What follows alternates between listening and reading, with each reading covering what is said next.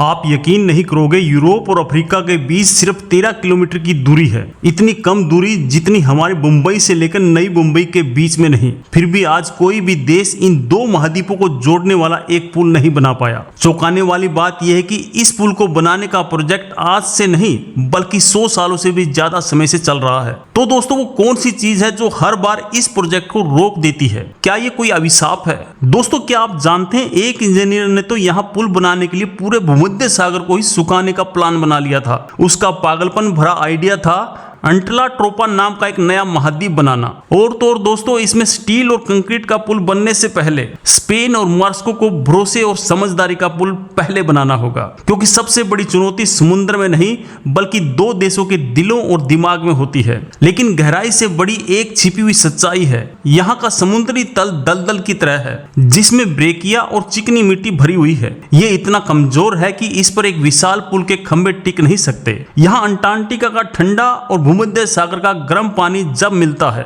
तो समुद्र के अंदर ऐसे ऐसे बवंडर उठते हैं जो बड़े बड़े जहाजों को भी हिलाकर रख देते हैं। यहाँ पुल बनाना मौत को दावत देना है। सबसे पहली और सबसे बड़ी मुसीबत है इस जगह की गहराई। ये रास्ता इतना गहरा है कि अगर आप 3 एफिल टावर को एक के ऊपर एक रख दें तब भी वो पूरी तरह से डूब जाएंगे। आपको जानकर हैरानी होगी, 2008 में जब स्पेन के राजा ने इन शहरों का दौरा किया तो मॉस्को इतना नाराज हुआ कि उसने इस पुल के प्रोजेक्ट को ही रोक दिया। सिर्फ एक दौरे ने दशकों की मेहनत पर पानी फेर दिया।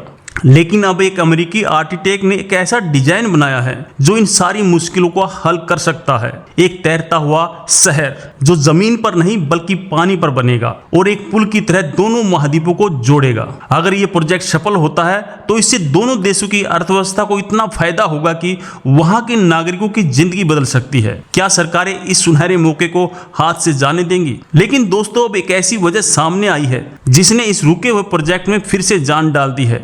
2030 का फुटबॉल वर्ल्ड कप। जी हां, स्पेन और मॉस्को मिलकर इसे होस्ट कर रहे हैं और अब इस पुल या टनल को बनाना उनकी मजबूरी बन गया है। दोस्तों, आप सोच भी नहीं सकते, इस छोटे से रास्ते से हर साल करीब 1 लाख जहाज गुजरते हैं। पूरी दुनिया का 50% व्यापार इसी रास्ते पर निर्भर है। अगर ये रास्ता बंद हो गया तो क्या होगा? इंजीनियरिंग के अलावा एक और बड़ी वजह है सियासत। स्पेन के 2 शहर सियूटा और मेलिनिया मॉस्को की जमीन पर हैं और ये दोनों देशों के बीच दशकों से विवाद की जड़ बने हुए हैं। सोचिए दोस्तों, ये टनल बनने के बाद मैड्रिड से कैसाब्लांका का 12 घंटे का सफर सिर्फ 5.5 घंटे तक का रह जाएगा। ये वाकई में इंजीनियरिंग का एक और नया चमत्कार होगा।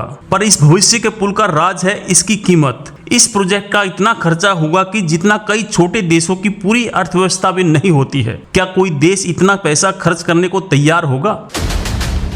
तो अब दोस्तों, फाइनल प्लान क्या है? ब्रिज नहीं बल्कि एक अंडर वाटर रेल टनल। और ये सबसे छोटे रास्ते पर नहीं बल्कि एक लंबे और सुरक्षित रास्ते थ्रेशोल्ड रूट पर बनाई जाएगी, जहां गहराई कम और जमीन ज्यादा शिथिल है। दोस्तों, ये सिर्फ एक टनल नहीं है, ये 2 अलग अलग दुनिया की 2 संस्कृतियों को जोड़ने का एक सपना है। ये इंसानी जज्बे की कहानी है जो प्रकृति की सबसे बड़ी चुनौती से लड़ने को तैयार है। सोचिए दोस्तों, अगर ये पुल बन जाए तो अफ्रीका से यूरोप का सफर सिर्फ 30 मिनट का रह जाएगा। ये सिर्फ स्पेन और मॉस्को के लिए नहीं बल्कि पूरी दुनिया के लिए एक बहुत बड़ा रणनीतिक फायदा होगा। तो आखिर कौन सी ताकतें इसको रोक रही हैं? कल्पना कीजिए कि आप अपनी कार से इंडिया से यूरोप जा रहे हैं और बीच में बस एक छोटी सी समुद्री टनल पार करनी पड़े। यह प्रोजेक्ट उस सपने को हकीकत के और करीब ले जाएगा।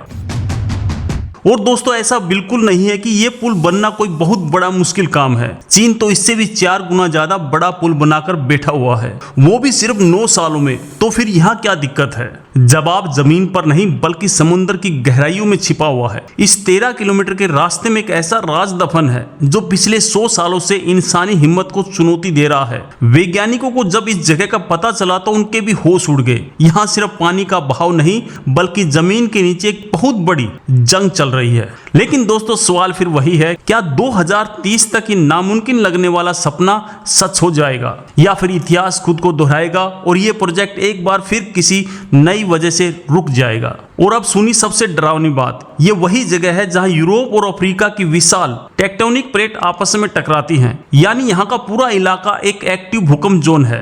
आपको क्या लगता है, क्या ये पुल कभी बन पाएगा? कमेंट में जरूर बताएं। बहुत बहुत धन्यवाद।